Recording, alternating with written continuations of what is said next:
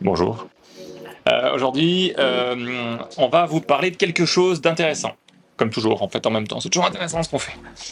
Enfin, j'espère. Donc là, je suis en train de faire une relecture, la dernière relecture pour Fragment, Fragment Haute Sphère, qui arrive en fin d'année. Et donc, c'est la dernière ligne droite. Le jeu part en production la semaine prochaine. Donc, c'est chouette. Quand ça, on en est là, c'est cool. Et aujourd'hui, on va parler d'Idavol. Idavol, c'est la prochaine extension pour Nidavellir. Donc là, aujourd'hui, on travaille. Je vais vous montrer, je vais vous dévoiler un petit peu. Attends, on reprend parce que du coup, je suis de la merde. Recommence, je te dis. Recommence. Aujourd'hui, je vais vous parler d'Idavol, la prochaine extension de Nidavellir. Donc voici la couverture. Donc ça, c'est toujours Jean-Marie Minguez au pinceau. Dans cette extension, il va y avoir un petit twist.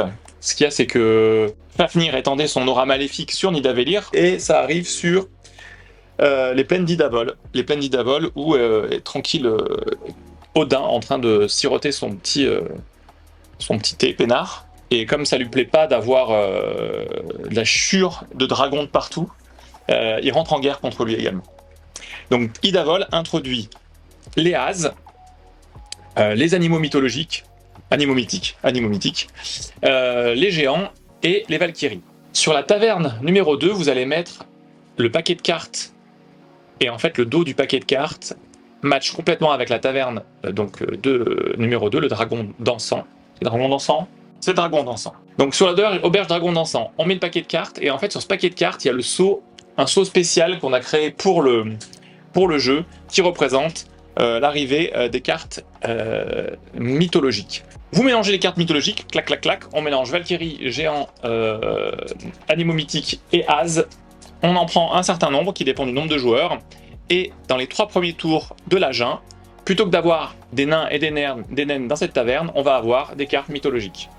Et sinon le jeu se déroule de façon identique, sauf que forcément, ils ont des pouvoirs particuliers, et ça va forcément changer votre façon de réfléchir, vous forcer à vous adapter, et vous faire gagner de façon différente, enfin d'adapter des stratégies différentes pour gagner également.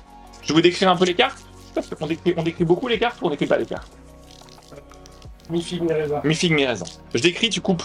Si je décris trop, tu coupes. Alors, là, ça c'est pareil, c'est les épreuves colorimétriques. Donc là, on a toutes les cartes de Nidavellir, de Idavol. On a les As. Loki, Odin, Freya, Frigg, Thor. Comment ils fonctionnent, eux? Ils fonctionnent avec un petit marqueur sur eux. Dès que tu les récupères, tu mets un petit marqueur dessus. Et quand tu veux, tu défausses ce marqueur pour faire leur effet. Et les effets sont très très chouettes. Vraiment, ça tue. Les Valkyries ont une mécanique différente. Quand tu les récupères, tu mets un petit marqueur qui indique sur le curseur, enfin c'est un curseur en fait, qui indique la valeur. Donc en général, c'est 0, elle rapporte 0 dès le départ. Par contre, elle vous donne des petits objectifs à faire. Dès que vous allez faire ces objectifs, le curseur va descendre et augmenter le nombre de points. Donc vous commencez à 0, puis par exemple celle-là, à chaque fois que tu vas faire de la plus-value, donc dès que tu vas récupérer des cartes dans le trésor royal et que tu prends, par exemple, tu fais un 5 plus 3, tu vas récupérer un 8, il n'y a pas de 8, tu récupères normalement un 9 ou un 10 en fonction de ce qui reste dans le trésor royal, donc ça s'appelle une plus-value. Donc pour chaque plus-value que tu fais, tu descends le curseur. Donc ça te fait une façon de scorer différemment. Ensuite, il y a les géants. Les géants, quand ils arrivent, ils mettent une petite papate de leur couleur dans la colonne qui correspond à la classe. Et là, à ce moment-là, le prochain nain ou naine de la classe que tu récupéreras, tu auras le choix entre le faire capturer par le géant, et à ce moment-là, il appliquera son super pouvoir de ouf, soit dire non, bah il est trop, enfin je veux le garder dans mon armée. Dans ce cas-là, le géant il est frustré de ne pas avoir capturé de nain et il se barre. Et dans ce cas, et c'est vraiment chouette. Du coup, savoir ce petit choix entre j'utilise un gros pouvoir ou je garde mon nain pour arriver à faire des héros et faire des trucs un peu chouettes derrière. Voilà. Et enfin, les animaux mythiques qui permettent qui se mettent dans votre armée et qui vous boostent vos armées. Et là, c'est très chouette. Hein. On a Ratatosk, Nidhogg, Garm, Durator, Resvelg qui arrive avec le super sanglier Gullinsbursti. On adore. Les noms sont géniaux. Les noms sont géniaux. T'as la grammaire de merde, quoi. C'est pas parler, ça. Putain. Et sinon, on a les géants avec Gymir, Trivaldi, Surt, Hrungnir et Skimir. Ah, c'est de la vraie truc pour le coup. Ah oui, c'est de la vraie truc. Donc je rentre pas dans tous les détails des pouvoirs, mais sachez que ça renouvelle grandement la partie. Vous pouvez très bien jouer à Idavol juste avec Nidavellir, ou mixer Idavol, Singvellir et Nidavellir. Et pour votre plus grand plaisir, parce que c'est toujours chouette. L'extension sera disponible sur Board Game Arena à sa sortie, donc vous pourrez jouer à Nidavellir, Nidavellir et Singvellir, Nidavellir, Singvellir, Idavol sur BGA. Et il y aura également les protections, les cartes, il y aura les sleeves adaptés à Idavol, qui seront directement disponibles dans la boîte. Qu'est-ce que d'autre encore à dire? Est-ce que je vous montrerai pas la couverture du fragment? Clac! Fragment Haute-Sphère. Haute-Sphère, c'est une saga écrite par Guy Roger Duvert. On adapte ce livre pour Fragment. Le livre est génial et la saga est géniale et on a trop hâte que vous découvriez ça. Et l'idée, c'est que chaque boîte de fragments arrive avec une nouvelle méca particulière. Celle d'Haute-Sphère arrive avec une mécanique d'enveloppe à ouvrir. Et qui dévoilera de plus en plus sur l'histoire et ce que vous vivez, et pourquoi vous êtes là, et ce qui se passe.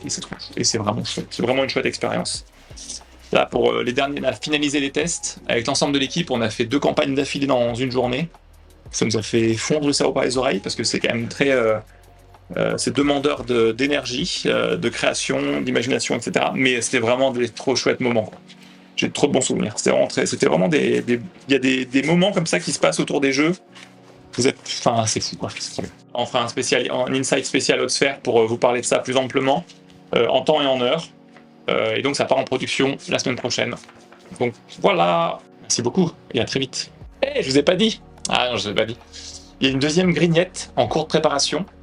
Et elle sera illustrée par... alors... Ah, c'est pas signé encore. Non, je peux pas vous le dire. Je suis désolé, c'est pas signé. Mais et en tout cas, il y a une deuxième grignette qui est en cours de préparation. Ciao. Salut.